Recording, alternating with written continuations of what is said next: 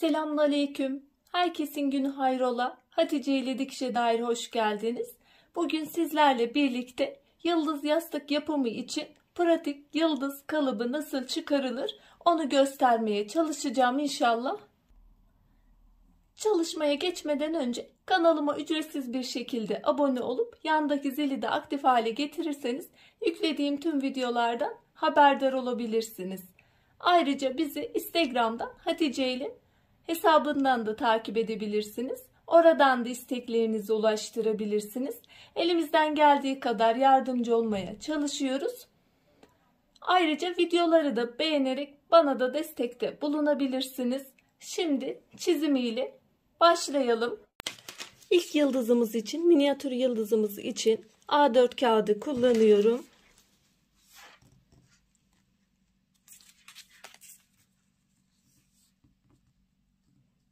...29,5-30 sayabilirsiniz.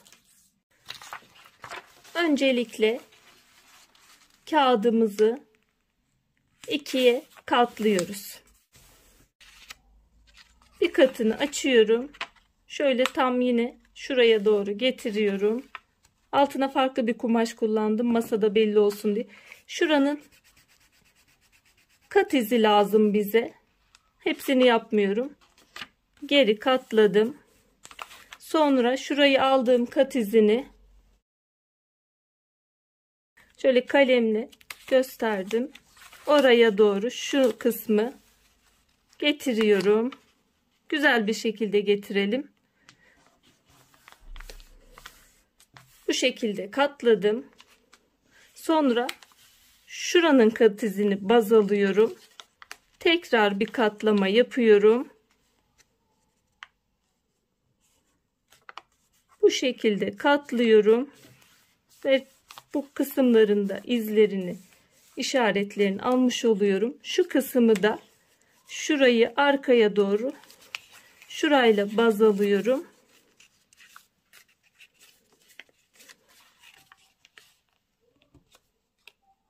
Şu şekilde katladım. Şeklimiz bu şekil oldu. Şimdi keseceğiz. Kesmeyi şöyle biraz geriden alıyorum. Çünkü cetvelle göstermem gerekirse şurada sıfırlamam gerekiyor.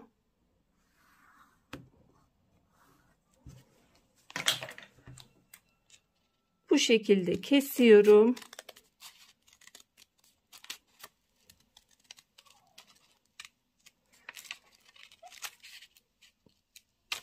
Düz kesemezseniz içeriden biraz daha düzleyebilirsiniz. Şurada hafif bir farklılık oldu. Onu alayım, düzelteyim. Şu kısım 6 santim olarak belirledim.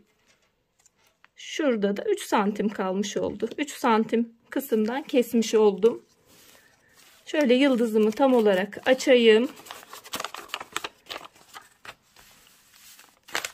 Simetrik bir şekilde bütün hepsi aynı şekilde güzel bir yıldız elde etmiş olduk. Şimdi bunu asıl kalıbımızda büyüteceğiz. Şöyle orta kısma yerleştiriyorum. Yıldızımızı, küçük yıldızımızı yerleştirdikten sonra isterseniz şu kısımdan şöyle ortadan 26 olarak da belirleyebilirsiniz. Şu uç kısmı şu şekilde.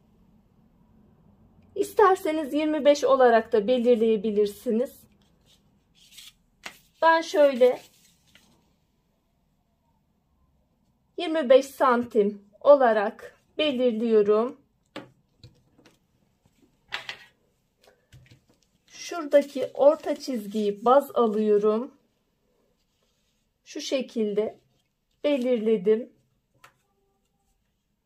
Şu noktaya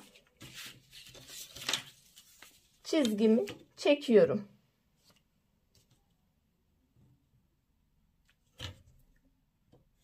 Şu kısmı uzatmış oldum. Şu ara kısımları da yine orta çizgiden baz alıyorum. Şöyle 12 santim olarak da burada orta çizginin de şu ortasının kat izi zaten kağıdı yaptığınızda görünecektir. O kısmı da oradan alıyorum yukarı doğru aynı şekilde. Onu da oradan çiziyorum. Bu kısmı da bu şekilde uzattım. Diğer kısımları da aynı şekilde tekrar yapıyorum. Bu kısımları 25 olarak almıştım. Bunları deneme yanılma yöntemiyle de çıkarabiliyoruz. Ben önce gazete kağıtlarını, ilk kalıplarımı çıkarıyorum. Eğer uygunsa kalıbım, istediğim gibi olmuşsa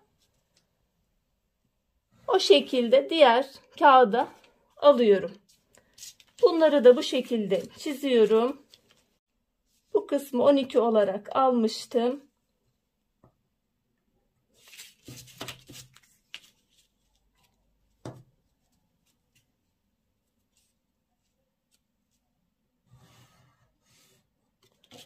Diğerlerini de çiziyorum.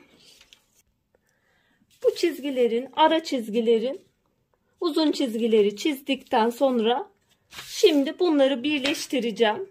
Şu şekilde şöyle göstereyim. Çizdiğim çizgileri birbirine bağlıyorum.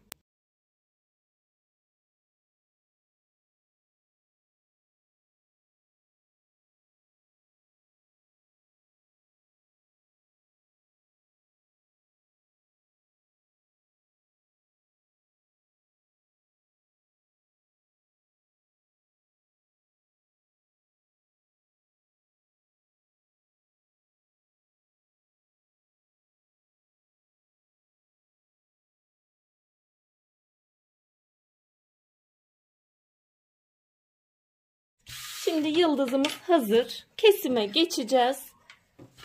Dış çizgilerden kesiyorum.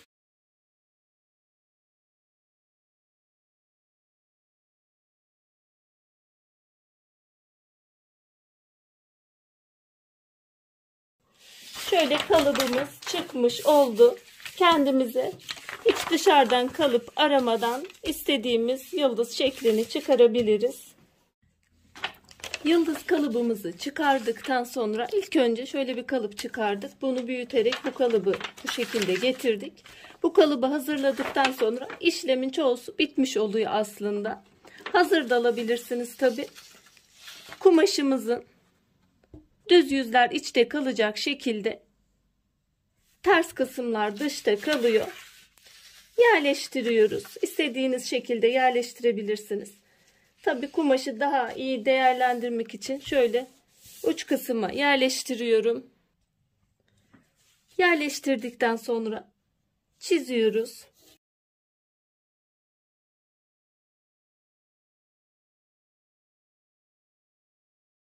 Çizme işlemini yaptıktan sonra kalıbımızı kaldırıyoruz. Şöyle iğneliyorum.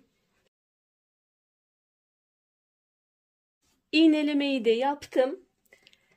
İsterseniz şöyle pay bırakarak kesip o şekilde de dikebilirsiniz. Ben kalan kumaşı daha avantajlı kullanmak için önce dikeceğim. Sonra kalan kısmı keseceğim. Dikişe geçmeden önce açıklık kısmını istediğiniz kısımdan bırakabilirsiniz. Ben şöyle şu kısımdan bırakacağım. İçine elyafını bu kısımdan dolduracağız. Şimdi dikmeye başlıyorum.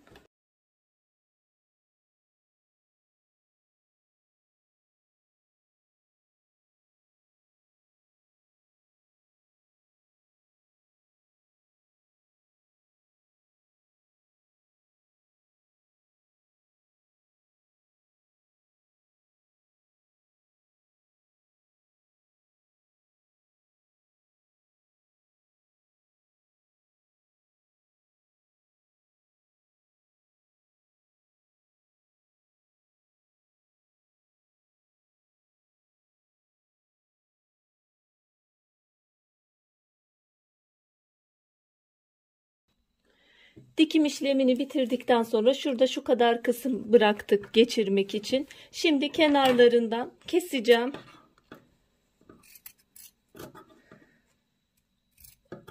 Şöyle 1 santime yakın pay bırakarak kesiyorum.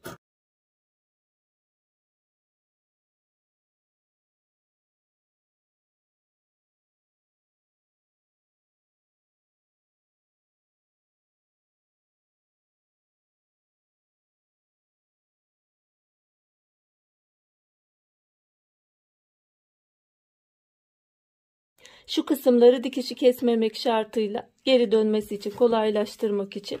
Bir de şuradaki kısımları, fazlalıklarını alıyoruz.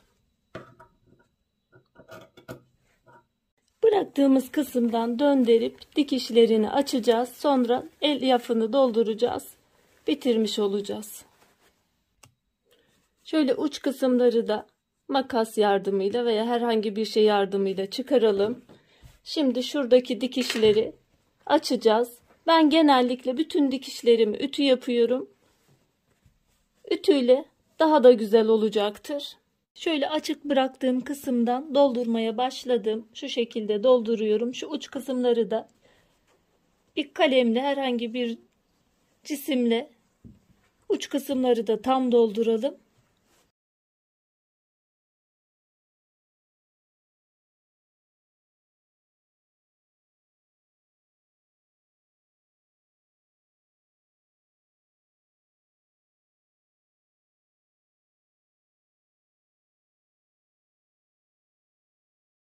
Açıklık kısmı dikiyorum. Şuraya iğne taktım daha kolay dikebilmem için.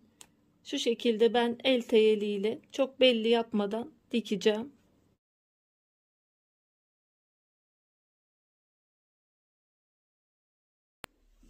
Yıldız yastığımızı bitirmiş olduk. Kapatma işlemini de yaptım. İster makinede dikin, ister el teyeliyle bir kapatın. Bu şekilde oldu. Kalıbını da kendimiz çizmiştik. Önce küçük pratik kalıp çıkarma yapmıştık. Sonra da bunu büyüterek ölçülerle bu şekilde büyük kalıp elde edip sonra kalıbımızı oluşturduktan sonra zaten dikim aşamaları çok kolay. Umarım faydalı bir video olmuştur. Şimdiden yapmak isteyen, denemek isteyen arkadaşlara kolaylıklar diliyorum. Allah'a emanet olun. Hoşça kalın, sağlıcakla kalın.